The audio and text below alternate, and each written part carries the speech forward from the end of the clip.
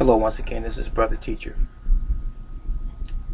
Responding to what has become more of an epidemic, and maybe even to some degree a pandemic, as it relates to the useless violence carried out against black folks, black people, African Americans, if you will, in America by America's and all of the 50 states' finest police officers.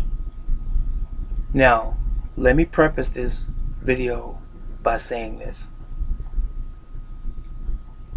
There are many men and women who are very decent and caring individuals that join our police forces with the proper intentions.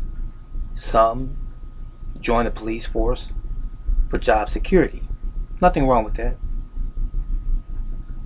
And some join the police force to try and make a difference in our communities, in our society, for those upstanding citizens, as it were, and to try and reduce criminal activity, especially those criminal activities that damage other human beings, that destroy other human beings' ways of life and their ability to make a living for themselves, such as people more specifically that rob and kill other human beings to take their material gain for themselves. These types of things, just to name just a couple. There are decent police officers that join the forces to help society. But unfortunately, there are police officers as well that join the police ranks who brought along with them the vestiges, if you will, of a superiority complex, of a racist background and or heart and belief that people that don't look like them, that are darker than them, and I'm speaking primarily of white police officers, Caucasian, who carry hatred into the department. But this hatred did not begin in the police department. They were that way all along. They just signed up and began to join the ranks of the police forces and sort of meld into the cast of that particular order, as it were, the police ranks, but they're bad apples. Excuse the rambling. Let's get to the point. There are bad police officers on police forces as well as good. There simply are. If anyone denies this that is a member of law enforcement, you are not telling the truth. You are lying. You are lying to yourself. It is indicative in the fact that there are police officers that are in prison today who have broken the law, who have needlessly murdered other human beings, who have done all types of atrocities against the people, and they are in prison themselves. So if this were not true, what I'm saying to you, then why are these police officers in jail who have been convicted of these various types of crimes? They're human beings. For every good cop that you find, a police officer, there's going to be 2 or 3 bad ones. I like to say it in the reverse. For every 5 cops, you're going to see 1 bad one. And I'm only saying that because of statistics. Someone might say, well, brother teacher, statistically, more whites are killed by police officers than blacks. That may be true. It may very well be true, and I've read the studies. However, more black individuals are killed disproportionately as it relates to the crime or the so-called crime that they've committed than whites. In other words, it is more likely that an innocent and unarmed black individual or African American individual is killed than a white. It's true. True statement. You don't have to believe it. But video camera footage doesn't lie. I mean, after all, don't police officers use video as evidence when they're arresting people in the streets? Body cams, police vehicle cameras, and so forth. Don't they use video evidence to support their arguments that you have committed a crime? Anyone for that matter. So why is it different when someone videotapes a police officer who is breaking the law, his or herself, and all of a sudden we have to have this extensive investigation? We have to have a thorough investigation when the camera doesn't lie. A prime example of this is Walter Scott, South Carolina, some years ago. Shot in the back, running away from a police officer for a traffic stop. The police officer fired 8 times. 4 of those rounds hit Walter Scott, killing him. Did the camera lie? Not at all. Now, Eric Garner, New York, pleading with the police to leave him alone when he was allegedly supposed to have been selling loose cigarettes on the street. They're standing around this man, and one of the police officers was feeling himself, came around behind Eric Garner and put him in an unlawful chokehold, suffocating the man to death. Cameras don't lie, do they? Or do they? So, don't use video evidence against citizens or people in society, police officers, and expect that to corroborate your evidence or a collection of evidence so that you can get a conviction against that individual, and expect that the videotape used against you committing heinous crimes against innocent folks, unarmed folks that happen to be of the darker hue, black folks, and expect that it's just going to be swept under the carpet. You're no different. Now, getting to the present day situation. Monday, another black man around 41, 42 years old, George Floyd, was murdered by a police officer in Minneapolis. There was a report that he was a suspicious individual that may have been passing or trying to pass counterfeit money in a local store. Police show up. It was approximately 4 on site.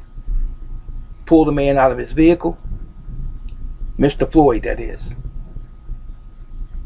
Handcuffed him. He ends up on the ground at the back or side of a police vehicle with one police officer and his knee, the knee of the police officer that is, pressed against the neck of Floyd. And Floyd was handcuffed. Now, this is not police policy in how you deal with a gentleman or a so-called suspect who's handcuffed, in custody basically, and you have your knee against their neck, and your knee is against his neck for 8 to 9 or 10 minutes. The man is pleading for you to let him up saying that he can't breathe. These are the facts. He's saying that he cannot breathe. And the officer, he continues to remain with his knee on the man's neck.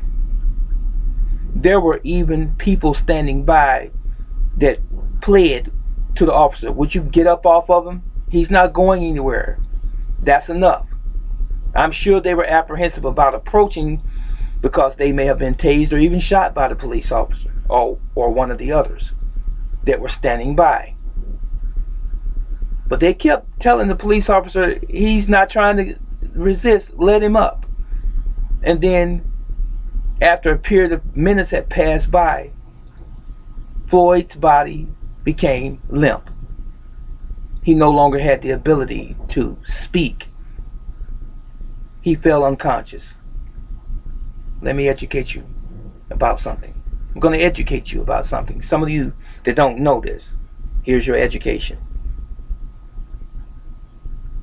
Deprivation of oxygen in the human body, as I have always understood it, studying health, physiology, biology, martial arts, fitness, and so forth. Deprivation of oxygen is when you cover the nose and the mouth and you're not allowed or don't have the ability to breathe in oxygen and exhale carbon dioxide. That's deprivation of oxygen, right? It is also when you stop the arteries that carry blood in the neck to the brain, you are losing oxygen. Case in point, if you've watched MMA, mixed martial arts in other words, and you've seen someone placed in a chokehold, they lose what? Consciousness. Because the arteries on the side of the necks of those individuals is being constricted. It's being pressed to the point where there's no oxygenated blood going to the brain. This is what happened to Eric Garner in New York when he said he couldn't breathe. Once stupid and ignorant police officer said if he could talk, he can breathe. That's someone who doesn't understand basic physiology. You can still speak when someone has you in a chokehold to some degree, but not when they covered your nose and your mouth. Two ways to get oxygen to the brain, to the body. And this, unfortunately, is what happened to George Floyd. His oxygen to his brain was restricted, thereby causing him to lose consciousness and ultimately die. This police officer that's responsible for this, Derek Chauvin, in my estimation, this man needs to never see the light of day again. I don't care if he had 30 years on the police force. I think it has been stated that he has 19 years approximately on the force. He needs to go to jail for the rest of his natural life. Number one, for taking the life of another human being. Removing that man from his family and from this life that we all enjoy or try to enjoy. He needs to go to jail for the rest of his natural life. He didn't make a mistake. He was told, he was pleaded with to let Floyd up. This man is already handcuffed. What could he do? You had 4 police officers on site. Whatever happened to pepper spray if you felt that he was a threat? Whatever happened to a taser if you felt that he was a threat? You have 4 bodies and a handcuffed man. This is, I don't know of any other adjectives to use because we've pretty much exhausted those expressions as to how we're trying to articulate what's been done to black folks in America by America's so-called finest police departments. Nothing against police officers in general. but very much against those police officers that should have never been hired to walk and to patrol our streets. The racist police officers, and most of them are racist, that have caused these killings of black men and women, for that matter. When are we going to say enough is enough? When is society, white society specifically, going to say enough is enough? You know it's wrong.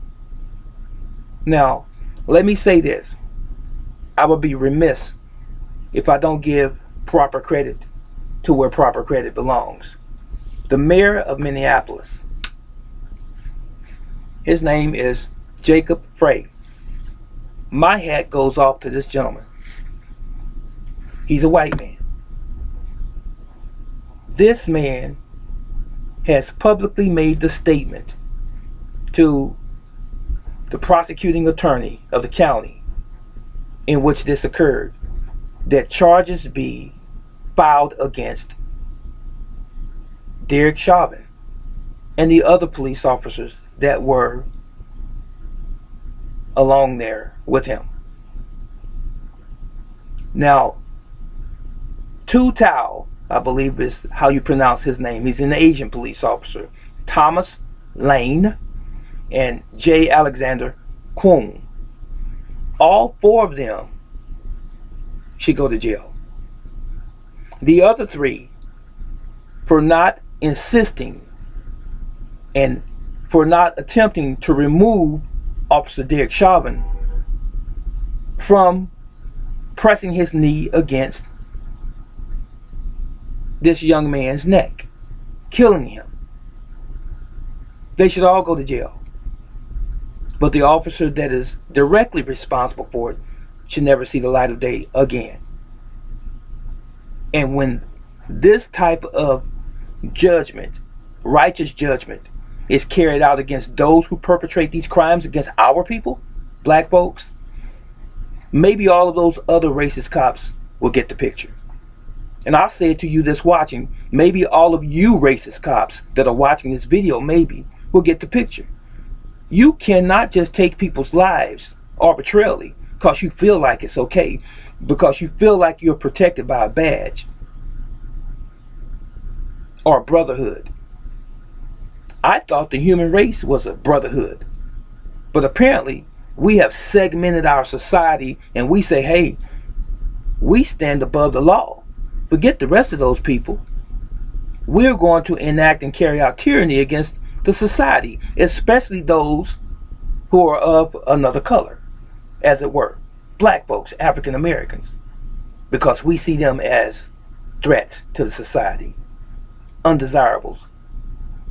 But let me tell you something, my friend. Black people have endured more than any other nationality or ethnic group on this planet. We still stand. We are still here.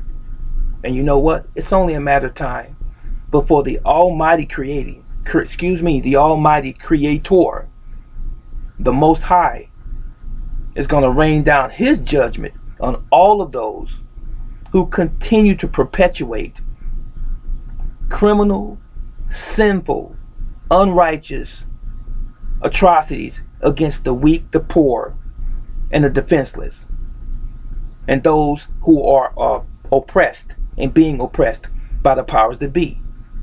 Don't think that God doesn't have your number. Don't think that the Creator does not have your number. He's got your number. And He doesn't lie. He's going to pay you back. Understand this. And if this simple statement that I'm making doesn't cause you to consider, wait till it happens. It's just a matter of time. But the thing is, you don't know when that time is going to be. I believe that God will mete out justice. And He uses people to do that as well. People in power, people in authority. Those people who are in position politically, who know what right and wrong is, and who live according to that. There are a few of those individuals in our society. Thank God for them. But for all of you that continue to tyrannize those people in the general public who have not done any harm to you or anyone else just because you feel like you can, it's not going to last very long. So, all of you that are listening to me right now, pray for all of us, everyone, all humankind. That's what we should do. This is what's wrong with our world today. We've gotten away from God, the Creator, Yahweh, Allah, Jehovah. We've gotten away from Him. And we've allowed certain segments of the society to sort of take over, to sort of make their own rules and govern themselves by their own ideologies, their own dogmas, just because they feel like they can. That was really all I had to say. I also want to make mention of Governor Tim Walz of Minnesota. He seems to get it as well. And he basically said that justice is going to be served against those police officers that carried out this crime. Let me say this too before I go. George Floyd, 46 years old, he's not coming back. It would be different.